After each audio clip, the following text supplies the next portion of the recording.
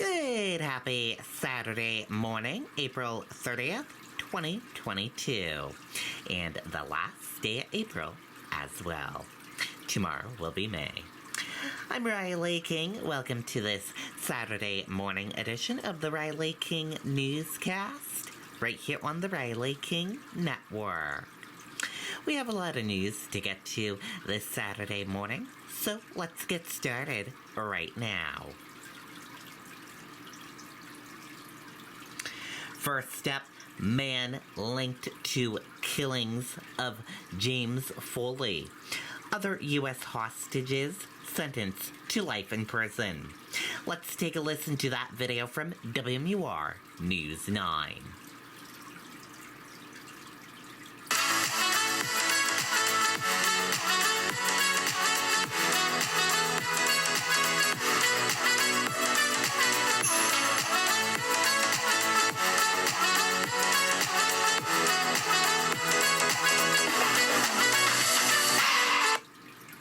We can tell you the gravity of this day was clear when two members of ISIS were led into a courtroom here before the families of James Foley and the families of other hostages, both American and British, also tortured and killed.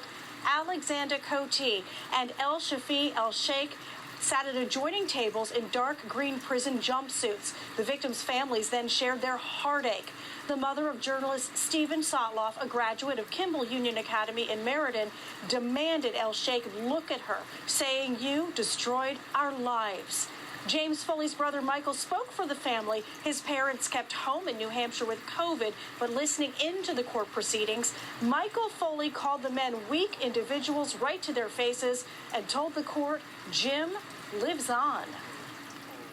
You said that James would want a life in prison sentence. He would. Jim was a very compassionate person, and he would have come to forgive these two and would have wanted them to have the opportunity to reflect on what they've done.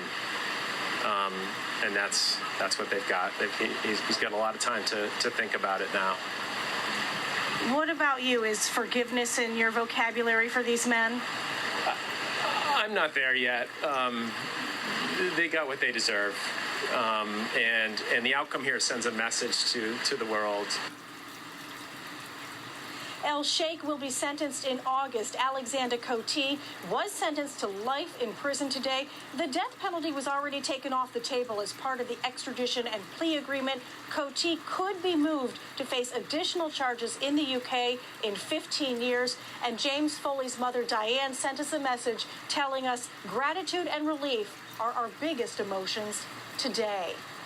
Live at the federal courthouse in Alexandria, Virginia, Jean Mackin, WMUR News 9. Okay, and there you go on that video and that report.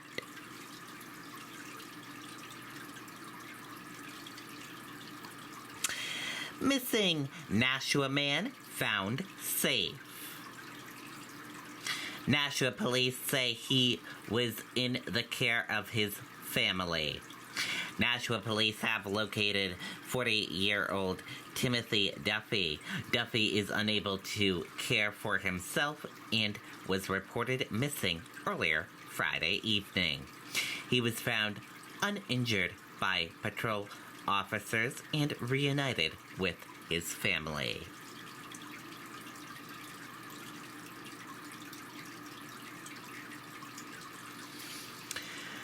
New Hampshire Police Department's holding Drug Take-Back Day today. Let's take a listen to that video from WMUR News 9.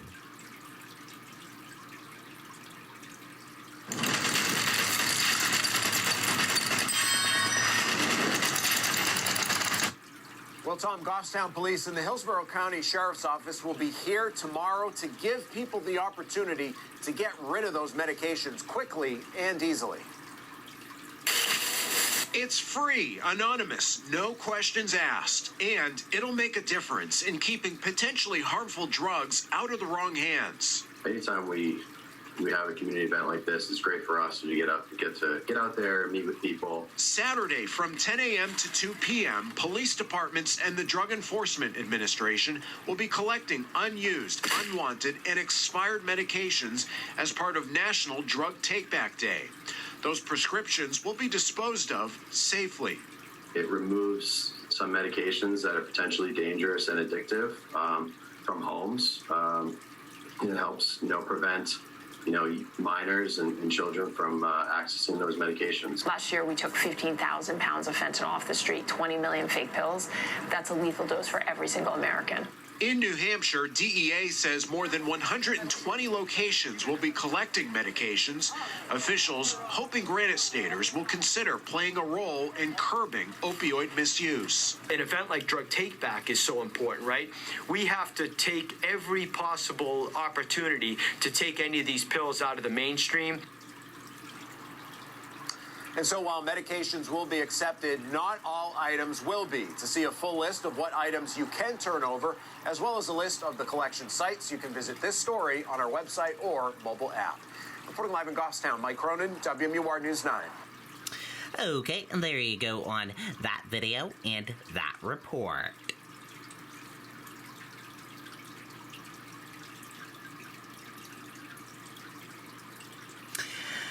Family of New Hampshire girl killed in 1988 releases statement after arrest in case. Let's take a listen to that video from WMUR News 9. Want to know how to get free cell phone service? Here's how. Q-Link Wireless is giving you unlimited... Jen, that statement starts by thanking police who have worked to find justice in that case. And it goes on to say, since her murder, the family has prayed for justice. Now, the sixth grader was with her mom at the LaSalle Club in Lawrence, Massachusetts, when she wandered out to play and was never seen alive again. Tremblay was found stabbed to death and left in the path of a train at a nearby rail yard. Her mom has since died. In that statement, family now say, quote, my Aunt Janet might not have used the best judgment in allowing Missy to play around the neighborhood of the social club, but that is between her and God. And this comes after a development in the 33-year-old case. Investigators arrested 74-year-old Marvin McClendon Jr. for the murder.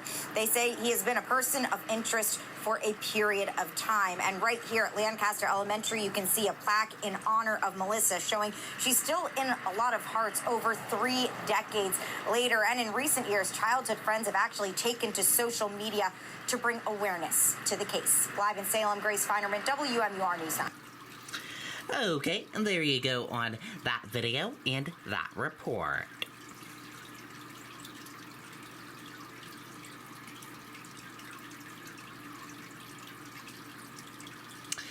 Lethal doses of fentanyl increasingly being hidden in counterfeit pills, officials say. Let's take a listen to that video from WMUR News 9. Fidium Fiber Internet is here with a totally new gig speed experience. You should check it out. We believe that there's fentanyl in just about everything out there right now that's illicit. Chris Stawas, Regional Director for American Medical Response Ambulance Service, says his team has responded to an increase in opioid overdose calls within recent months. We'll wake them up with Narcan, and then the response back from them is, I wasn't using an opioid. But what those patients don't know is that they in fact consumed an opioid, most likely fentanyl, a drug similar to morphine but is 50 to 100 times more powerful, hidden in illicit drugs made to look like the real deal. It only takes 2 milligrams to kill the average person, 2 milligrams of fentanyl. That's enough to fit on the tip of a pencil. According to New Hampshire State Police, the number of cases involving counterfeit drugs has skyrocketed from an average of 7 cases during the time period of 2014 to 2017 to more than 100 cases just between 2020 and 2021. It's become such a problem, the U.S. Drug Enforcement Administration has issued a public warning. This is something that's been troubling for DEA across the whole country. And for those of us, particularly in New Hampshire, it's something that we're laser focused on. John Delina, Associate Special Agent in charge of the New England Field Division, says Mexican criminal drug networks are mass-producing fentanyl-laced counterfeit pills made to look identical to prescription pills, such as oxycodone, Adderall, and Xanax. They're then distributed through U.S. criminal networks. The most seasoned law enforcement investigators and the most seasoned DEA agents can't tell the difference. And law enforcement agencies are confiscating fake pills in record numbers. Last year, the DEA seized more than 20 million counterfeit pills, many of them laced with fentanyl. Now, that's more than the previous 2 years combined. And DEA lab testing shows that 4 out of every 10 pills laced with fentanyl contain a potentially lethal dose. The bottom line is money. It's what it comes down to. The more you flood the market, the more customer base you're going to develop. Hudson Police Detective Sergeant Patrick Broderick says pill presses like this can make thousands of pills a day. It's the actual mechanism that actually forms the powder into the shape of the pill. And they're landing in hands of people from all different age groups, but mostly young adults. We're seeing it with them because they believe that they're safe. They believe they're getting a real pill. Whether it be Xanax, Adderall, or Percocet. So what's happening with local law enforcement to try to fix this problem? We are addressing it through, like I said, education, which is huge. The Engage program that DEA has going now is a large part of getting it out there and explaining to the youth and the community, not just youth, why these pills are dangerous. Local law enforcement is also teaming up with their federal partners to conduct sweeps and sting operations.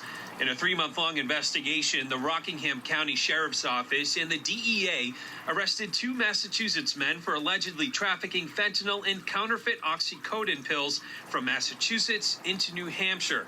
It resulted in the seizure of approximately 9,000 fentanyl pills. I don't think a lot of the community of New Hampshire really realizes that this is as widespread as it is. Tim Callery, News 9 Investigates. Okay, and there you go on that video and that report.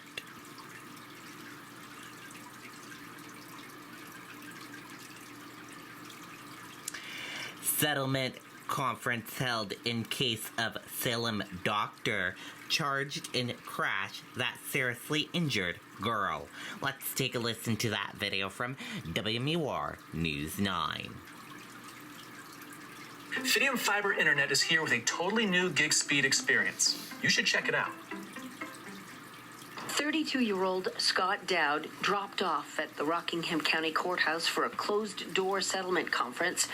The doctor from Salem accused of driving under the influence in a crash that sent a mailbox rocketing through a home, severely injuring 5-year-old Giuliana Tutroni.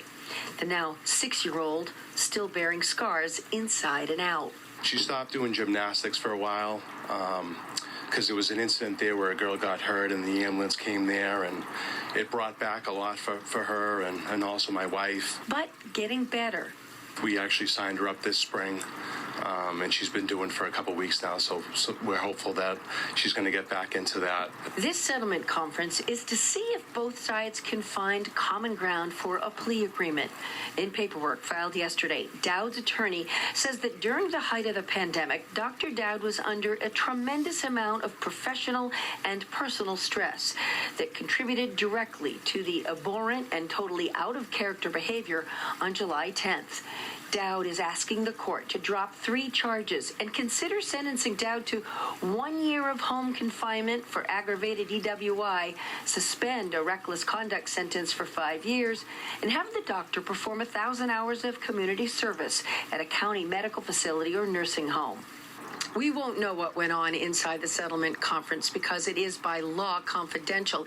In fact, nothing discussed can be used as evidence if it were to go to trial. In Brentwood, Jennifer Crompton, WMUR News 9.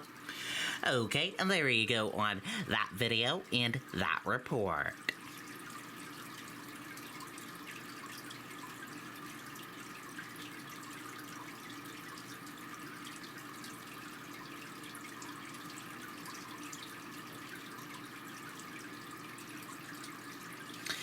FDA announces advisory panels for kid vaccines. Let's take a listen to that video from ABC News.